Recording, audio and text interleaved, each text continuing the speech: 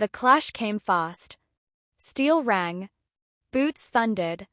Brook moved like instinct, blade flashing, too many guards. Too tight. Merle darted upward, a streak of emberlight. Left, he shouted. Too late. A baton struck Brook's arm. Her sword clattered. Hands grabbed her, 4-6. She kicked, twisted. Merle! A cloth over her mouth. Darkness. Stone. Cold. Damp.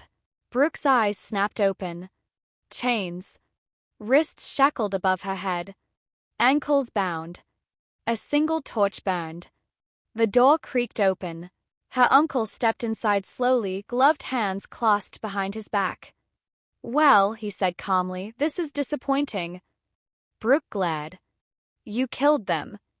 He tilted his head slightly. Straight to accusations. No greeting. You murdered your own sister. A pause. Then he smiled faintly.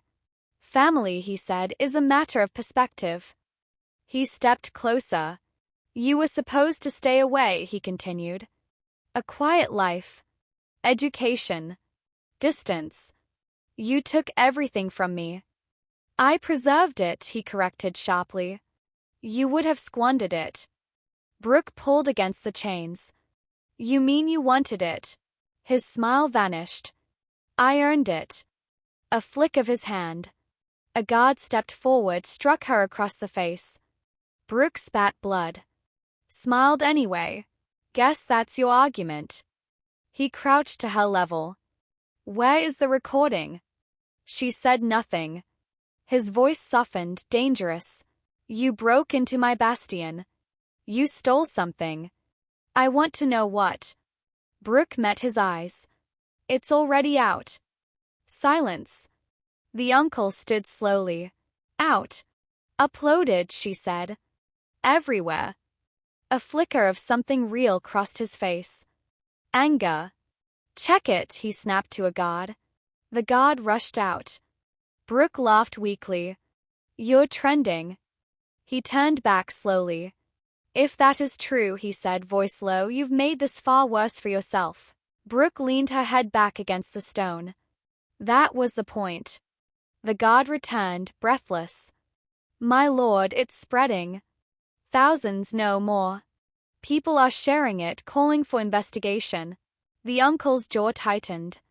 Shut it down. We're trying. Try harder. The room fell silent. He turned back to Brook. You forced my hand. Brook smirked. Good. He stepped close, whispered. No one will find you. He turned. Prepare her. The door slammed shut. A faint shimmer in the corner. A whisper of heat. Then, pop. Merle appeared, perched on a beam. That went poorly. Brook blinked. You took your time. He fluttered down.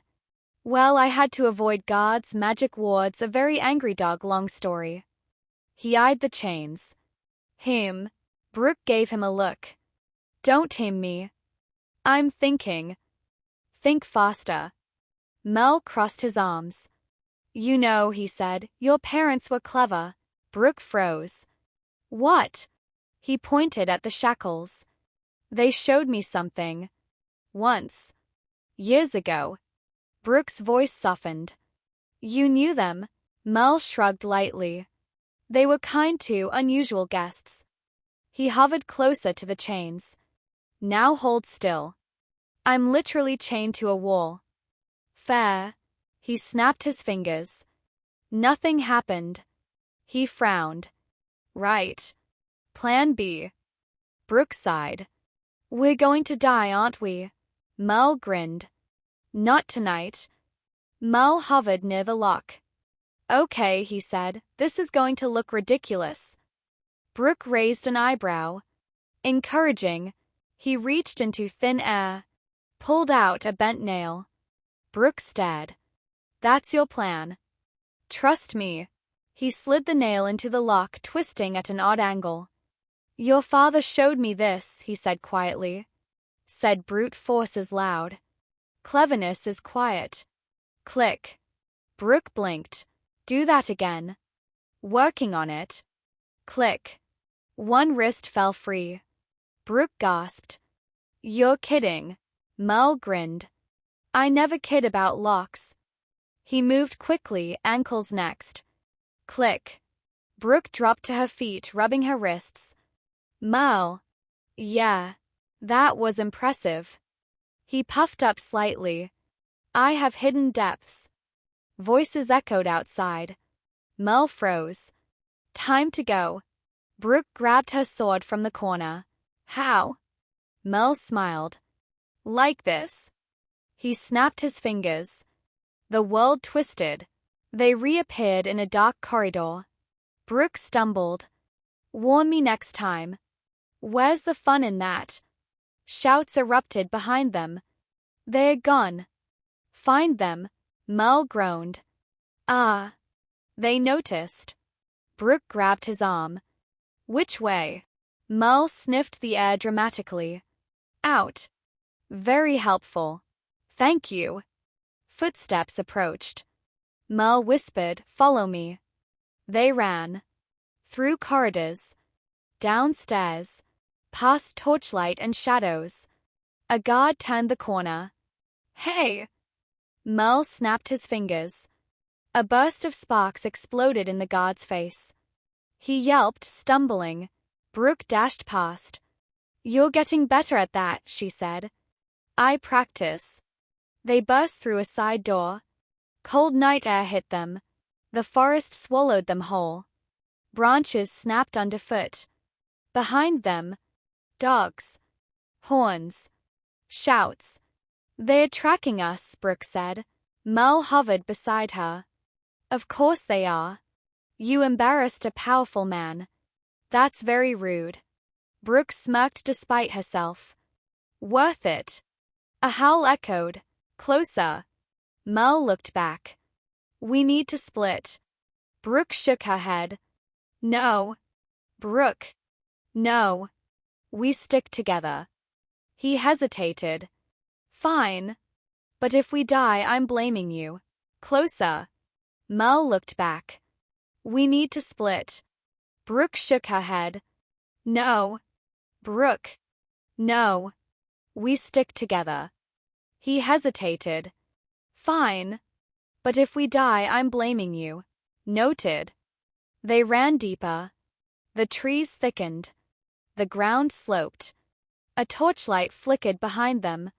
There, God shouted. Brook cursed. They're gaining. Mel's eyes glowed faintly. I can slow them. Do it. He spun mid-air, whispering something under his breath. The path behind them shimmered, then warped. Roots twisted. Branches snapped downward. Guards shouted as the ground shifted beneath them. Brook glanced back. Remind me not to annoy you. Mel grinned. Too late. They slowed briefly. Brook leaned against a tree, breathing hard. Mel hovered close. You okay? She nodded. Yeah, just. She looked at him. Thank you. He shrugged lightly. Didn't feel like letting you get executed. She smiled faintly. Good reason. A distant shout. Mel winced. They're not giving up. Brook straightened. Neither are we. The trees broke. The ground vanished. Brook skidded to a stop. A cliff. Below, a raging river. White water crashing violently against jagged rock. Mel hovered beside her. Well, he said, that's inconvenient. Torches burst through the trees behind them. White water crashing violently against jagged rock. Mel hovered beside her. Well, he said, that's inconvenient. Torches burst through the trees behind them. Guards surrounded the clearing. And then, her uncle stepped forward. Slow. Composed. You've caused quite a disturbance, he said. Brook stepped closer to the edge, sword raised. Seems people don't like murderers. He smiled thinly. Public opinion is manageable. Mel hovered near her shoulder. I have one jump left, he whispered. Brook glanced at the river. That won't be enough. Probably not. The uncle gestured. Guards advanced. End this, he ordered. Brook looked at Mel. Trust me. He sighed. I'm starting to regret that phrase. She smiled. Too late. She turned and jumped. Brook. Mel vanished in a flash. The guards rushed forward. The uncle stepped to the edge. Watching. Below. The river roared. No sign of her. A guard spoke nervously. Should we search downstream? The uncle's eyes narrowed. Yes. He turned away slowly. Find the body. Far below, the current dragged, spun, pulled, and something flickered beneath the water. A small glow. Keeping pace. To be continued, Part 3.